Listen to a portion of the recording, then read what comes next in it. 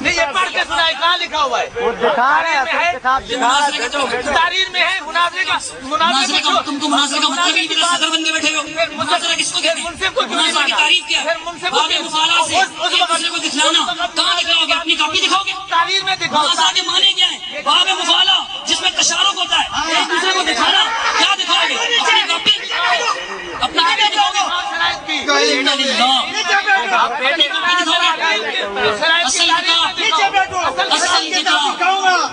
یہ اصل کتاب نہیں ہے، اپنی کاپی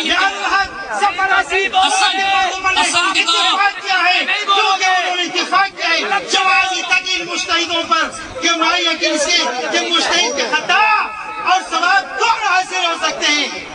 اچھا کتاب موجود ہے، کتاب موجود، کتاب یہ شور کرتا ہے، غلط بات ہے. شروع میں جب شرائط پڑتا ہے تو کہتے ہیں اللہ کا حکم یہ ہے، اللہ کا حکم. اس لیے مختلف صفحہ نمبر 93 اس لیے کہ مطلق تقریر کو جو کہ وکل علمی کی دی جاوے اس میں مخالفت حدیث کی نہ ہو، کوئی ممنوع کوئی شرک نہیں کہتا.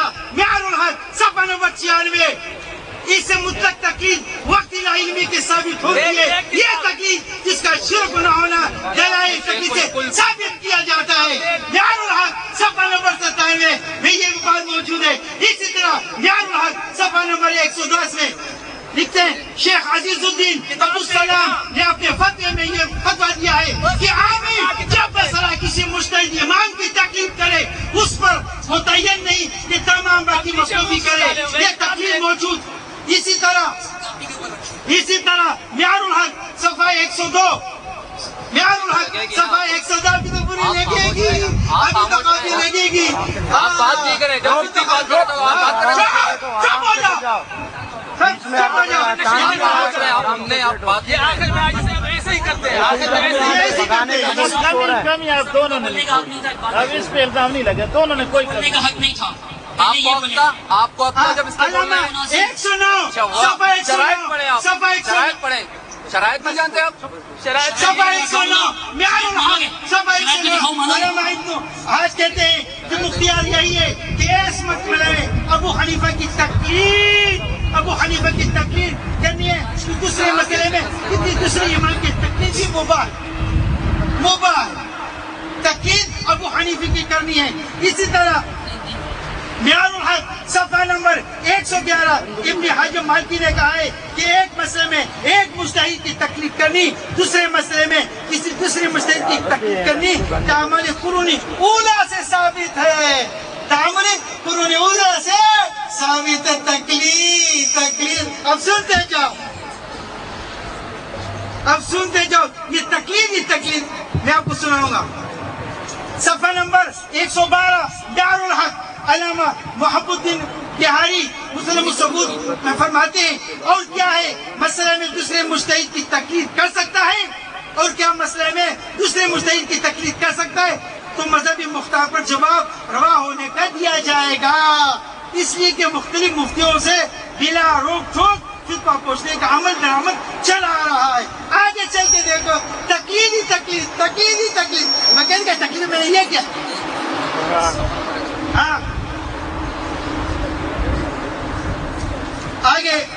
آگے بھی چلو.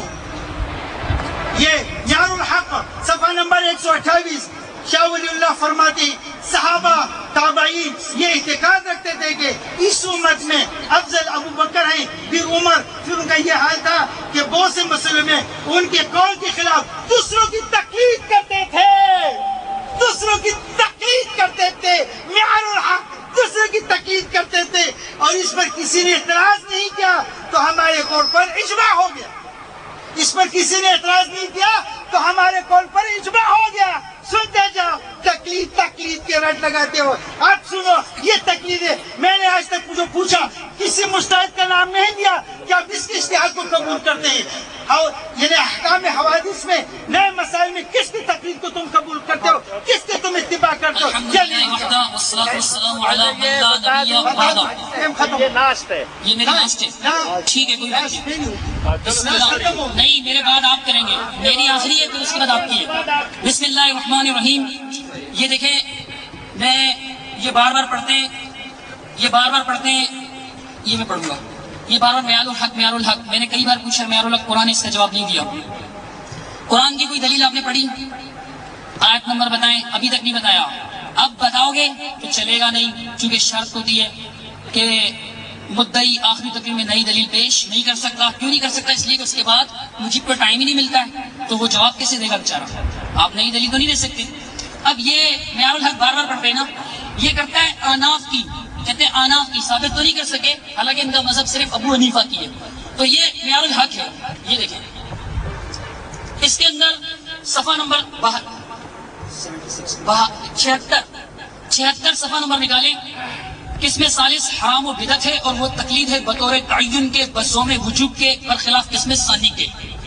یہ تو حرام کہتے ہیں۔ آگے سے یہ کہتے ہیں وہ بہت ساری باتیں کرتے ہیں یہ تقلید کے رد میں، اور اگر انہوں نے کئی جگہ پہ حنفیوں کے اقوال نقل کیے ہوئے، یہ کتاب خرید لیں، نیا ایڈیشن ماشاءاللہ چھپ چکا ہے اس کا، اس میں دیکھیں کئی جگہ انہوں نے آناف کے اقوال نقل کیے ہیں۔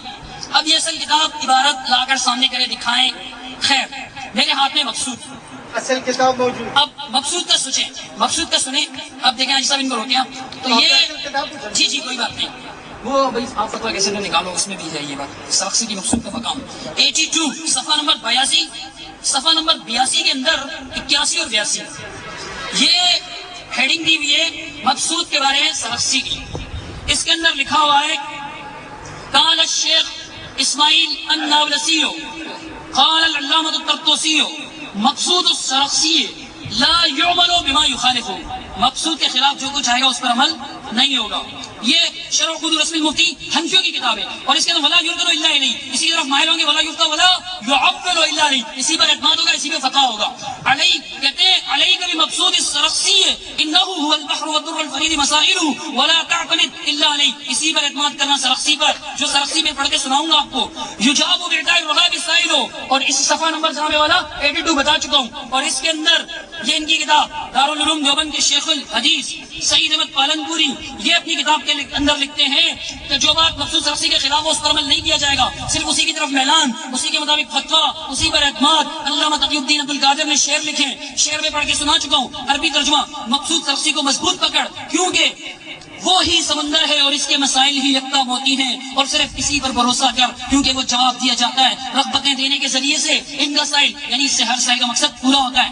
اور جناب شمس الائمہ سرخسی کی مقصود صفحہ 46 آپ فتویٰ کیسے دیں، وہ نقل مذہب میں قابل اعتماد ہے، نہیں عمل کیا جائے گا اس کے خلاف قول پر، اور نہ اس سے روگردانی کی جائے گی۔ یہ اب میرے ہاتھ میں مقصود ہے، اس کے خلاف حنفی مذہب میں عمل نہیں ہوگا۔ حنفی مذہب کے اصول کی کتاب شرح عقود رسم المفتی پڑھ کے سنائی آپ کو، اس کے اندر آپ فتویٰ کیسے دیں، اس کے اندر بھی سنائی، کہتے ہیں ولو جازت تقلید، امام محمد کا قول، صفحہ 28 ادارت القرآن کی چھپی ہوئی، جلد نمبر 11-12 اس کے اندر لکھا ہوا ہے کہ ولو جازت تقلید کان مزا من قبل ابی حنیفہ مثل الحسن البصری وابراہیم النخعی رحمهم اللہ احرى ان يقلدوا، کہتے ہیں اگر تقلید جائز ہوتی تو ابو حنیفہ سے پہلے حسن بصری، ابراہیم نخعی زیادہ اس بات کے حقدار تھے کہ ان کی تقلید کی جائے۔ لو جازت تقلید مطلب تقلید جائز نہیں ہے، لیکن یہ نہیں مانیں گے تقلید جائز نہیں ہے۔ اب جناب والا کہتے ہیں ابن تیمیہ کے نام کے مدرسے بنائیں، کیوں نہ بناتے؟ ہمارے الحمدللہ ابن تیمیہ مقلد تو نہیں ہے، یہ ابن تیمیہ کی کتاب شیخ الاسلام ابن تیمیہ رحمۃ اللہ علیہ المجلد العشر 20ویں جلد ہے اس کی، اور سعودیہ کی چھپی ہوئی، کہتے ہیں صفحہ نمبر 209 ولا يجب على احد من المسلمين تقليد شخص بعينه من العلماء في كل ما يقول، کسی مسلمان پر تقلید شخصی واجب نہیں ہے، ہر وہ بات جو اس میں کہتا ہے۔ اور اس کے بعد والمقصود بهذا الاصل ان من نصب اماما، اس اصل کا مقصود کیا ہے؟ جس کسی نے کوئی امام مقرر کیا فاوجب طاعته مطلقا اعتقادا او حالا فقد صلى في ذلك، جس نے امام مقرر کیا مخصوص وہ گمراہ ہو گیا اس معاملے میں۔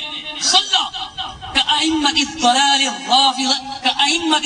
الرافضة الإمامية، رافضی امامیوں کی طرح گمراہ ہو گیا، جسے رافضی امامی گمراہ ہے۔